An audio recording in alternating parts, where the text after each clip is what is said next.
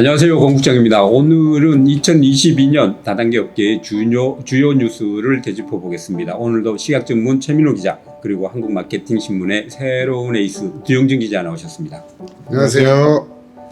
자, 2022년도 어느덧 다 저물었는데 그동안 우리 업계에서 업계를 뒤흔들었다고 할 정도의 기사는 없었지만 그래도 주요 뉴스들이 좀 있었는데 자, 어떤 것들이 있는지 한번 살펴보겠습니다. 두영진 기자부터 먼저. 코로나가 터지면서 예. 자영업자들이 많이 어려웠잖아요.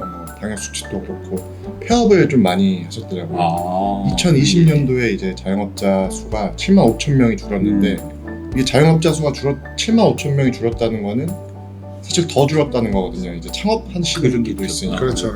네. 그다음에 그 다음에 18,000명 줄었는데 그 어려움을 토로를 많이 하셨는데 이때 이제 조금 구원 투수가 된 게 다단계 판매라고 하시더라고요. 그렇죠. 제가 다녔던 이제 옷가게나 예. 미용실, 찻집, 심지어는 정육점에서도 이제 다단계 판매 제품을 파는 사례가 있었는데 정육점에서 그 썬라이더 단백질 제품을 파는데 중장년층한테 꽤 인기가 있었다고 하더라고요.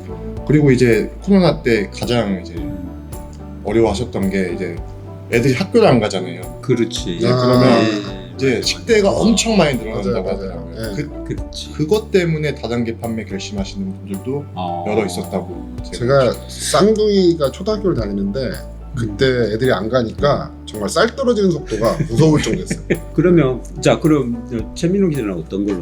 개인 맞춤형 건강기능식품이 이제 그동안 2020년부터 이제 시범사업을 하다가 내년에 이제 법제화가 될 것 같거든요. 맞춤형 건강기능식품이라는 게 사실 다단계 업계에서는 아메이 외에는 크게 관심을 갖는 곳이 없는 것 같은데 저는 이제 사업자들도 아예 관심이 없어. 제가 볼 때는 그런 거죠. 이제 트렌드가 변화하는 거거든요. 물론 이제 저희 업계에서는 건강기능식품이나 화장품을 좋아하는 이유가 빠르게 소비가 되는 제품이고 매일매일 사용하니까 하는데 이거를 갖다가 소분으로 혼합해서 판매하는 게 솔직히 말해서 기업의 입장이나 사업자 입장에서 제가 생각해도 그렇게 도움이 될 것 같지는 않아요. 제가 취재를 하면서 여쭤봐도 그닥 그렇게 좋은 반응도 아니고 그럼에도 불구하고 우리 업계에서 이쪽을 지금 당장 이걸 추진하지 않더라도 알고는 있고 변화에 대해서 우리가 조금이라도 알고 있어야 된다고 생각하는 게 이게 사실은 제가 생각해도 이게 건강기능식품 업계 자체를 판도를 바꿀 건지 아니면 정말 찻잔 속의 태풍으로 끝날 건지는 모르는 거예요. 까봐야 알긴 하는데 아예 모르고 있다 보면은 갑자기 변하는 트렌드에서 우리가 뒤처질 수 있거든요.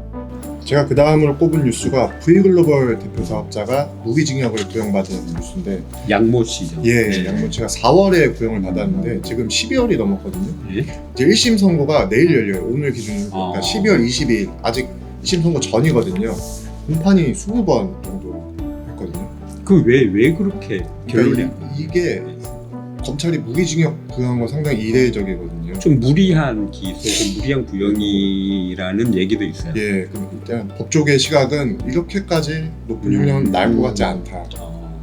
그래서 이제 재판부도 고민이 많아서 공판이 길어진 거다 이런 얘기가 있거든요. 어쨌든 검찰이 기소할 때는 혐의에 합당한 형량을 구형을 했을 거 아니에요. 일단 그 특정 경제 가중처벌 등에 관한 법률에서 사기액으로 얻은 이득액이 50억이 넘으면은 구형을 할 수는 있어요. 근데 이제 판사가 어떻게 판단을 하느냐.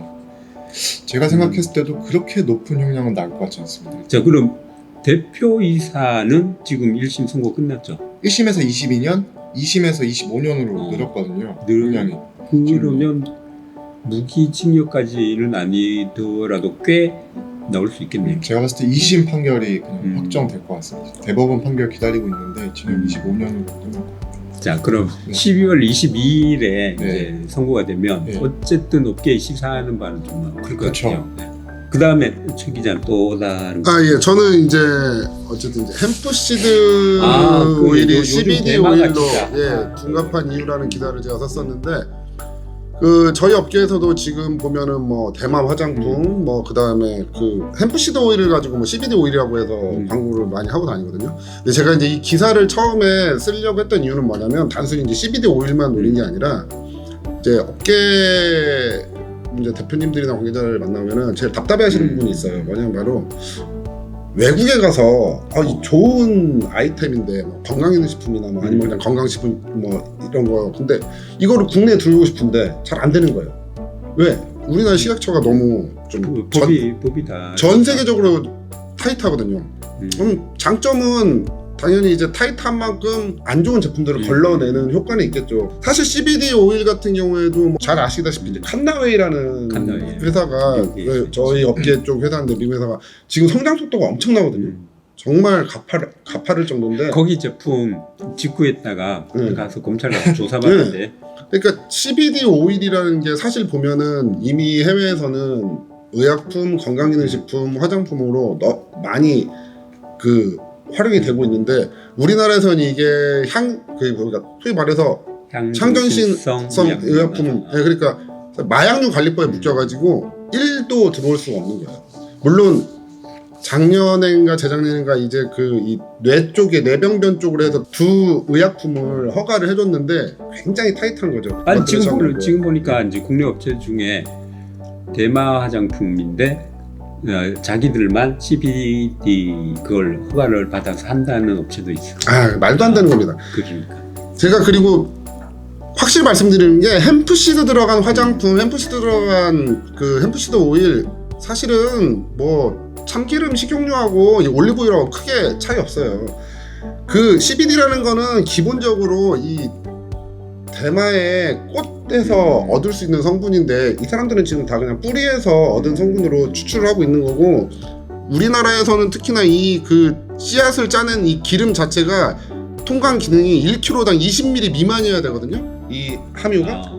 그럼 1kg당 20ml면 정말 1kg에 요만큼 들어있는 건데 심지어 약용 성분도 제대로 물론 뿌리에도 조금의 약용 성분이 있겠죠. 근데 요 조금의 약용 성분 있는 데서 겨우 또 20ml 짜내서 가지고 막 대마 화장품이다 뭐 CBD 오일로 만든 거다. 이거는 좀 제가 볼 때는 문제 소지가 있죠. 그러니까 CBD가 이제 풀려야 된다는 그렇죠. 얘기잖아요. 네. 그리고 제가 요 부분에서 말씀드리고 싶은 게 그렇게 대마 화장품 뭐 CBD 오일 뭐 오일이라고 하시는데 그냥 정확하게 햄프시드 오일로 만든 거라고 광고를 하셔야 돼요. 제가 사실은 뭐 대마 화장품 일본에 관해서도 제가 식약처 화장품 정책과랑 한번 얘기를 한 적이 있는데 화장품 정책과에서 분명히 얘기했거든요. 이거를 대마라는 거를 계속 대마 화장품이라고 하면 된다 안 된다. 이건 문제가 소지가 될 수 있다라고 정확하게 답변을 받았기 때문에 그 부분은 사업을 하시더라도 조금 더 신경을 써서 하시는 게 좋으실 것 같습니다. 대마 화장품이라고 말하는 판매원이 있으면 다 신고하세요. 우리 커머스나 뭐 뉴라이프가 어쨌든 공제조합은 아니지만 뭐 마치 우회 상장하듯이 우회 등록을 했어요. 이게 굉장히 업계에서도 의아하다. 이게 그렇죠. 어떻게 이게 되느냐. 이제 불법을 용인한 게 아니냐. 그렇죠. 뉴라이프 같은 경우는 문제가 많았던 업체잖아요. 그러니까요. 수당도 뭐 홍콩 법인에서 받고 가려 광고 분들도 있었고 그 회원들한테 부가세도 받았다니까. 세금도 받고 뭐 그랬다는데 나는 내 생각에는 이제 일단 사전 영업이라는 부분에 있어서 뭐 6개월이면 6개월, 1년이면 1년 사전 등록하고 영업을 하는 기간이 있었으면 좋겠어. 그러면 굳이 뭐 미등록하는 게 불법다다니 이런 얘기가 없어지니까 제도를 좀 유연하게 하자. 그렇지. 가장 좋은 거는 그런 규정 자체가 없어지는 게 제일 낫긴 하지. 저는 뉴라이프 같은 경우에는 뭐 사전 판매 다 있지만 제품 자체가 저는 사실은 되게 이게 심각한 일인데 그게 어떻게 들어올지 모르겠어요. 이게 의약 외품인데 뭐 자기들 말로는 화장품으로 수입할 거라고 그러는 이게 의약 외품이라고도 하고 또 이게 또 미국에서 찾아보면은 또 어디서는 또 이게 OTC로 되어 있거든요. 그러니까 일반 의약품으로 되어 있는 등재되어 있는 데도 있고 그게 제가 FDA 조회해봤더니 그 막 세치 샴푸나 뭐 이런 수준의 의약 외품이 있어요. 그냥 뭐 슈퍼 같은 데서 살 수 있는 그런 수준이거든요. 맨솔에다 이런 건가? 근데 이제 미국에서 의약품이라고 한국 와서도 의약품이 되지는 않거든요. 일단 식약처도 이걸 판단했을 때 얘를 의약품으로 봐버리면은 사실 우리나라에서는 의약품을 일반인이 팔 수 있는 게 없어요. 그러니까 그 소마돔 젤, 그 약효라고 뭐 표현한다 치면 그게 없어질 거 아니에요. 당연히 1도 못 쓰죠. 그리고 화장품으로 받는 순간 지금 그분들이 주장하는 이걸 바르면 뭐에 좋다 하는 거는 그냥 모두 다 그냥 과대한 거 다 그냥 걸린다. 화장품으로 들여와도 그냥 뭐 예뻐진다, 뭐 피부 뭐 이런 얘기는 할 수 있지 다른 거는 다. 안 그러면 그 미국의 경영자도 생각을 할 거 아니야. 생각을 하면 한국에서 이런 규정이 있으니까 이게 지금은 뭐 그냥 불법으로 판매할 때만큼 안 팔릴 거라는 생각을 못 하니까. 부치질하는 사람이 있겠죠. 된다 이렇게. 그렇겠지. 뭐 교포하고 또 뭐. 리웨이 사슴태반 너 들어올 때 몰랐을까요? 리웨이는 또 지사 설립해서 또 한 대 대전에서. 아니 우리나라 사슴태반 줄기세포가 안 된다는 걸 그 사람들이 몰랐을까요? 그거 시각적 전화 한 통해 보면 다 알 수 있어요. 예, 근데 그걸 몰랐다고 하면은 경영자로서 자격이 없는 거고 알면서도 했겠죠. 불법이라는 거. 경영자들도 약간 좀 무지한 사람들이 꽤 많아. 어쨌든 저는 뉴라이프는 그렇게 긍정적으로 보진 않습니다. 일단 뭐 등록은 됐지만 과연 이전처럼 영업을 못하니까 그만큼 실적을 낼 수 있을지는 저는 조금 의문이 듭니다. 난 우리커머스 같은 경우는 약간 응원하는 마음도 있는 게 네. 어쨌든 공제조합에 해지되고 자기들 말로는 납득할 수 없는 이유로 해지가 되고 은행을 통해서 그렇죠. 이제 가입을 했으니까 그 이제 분한 마음은 내가 충분히 이해를 해. 근데 뉴라이프는 뭐 처음 들어오는 상황에서 이제 저 우회 루트를 뚫었으니까 그 부분은 약간 이제 뭐 회사의 도덕성 같은 그런 문제도 있을 것 같긴 해. 우리도 이 회사에 대한 정보를 거의 모르죠.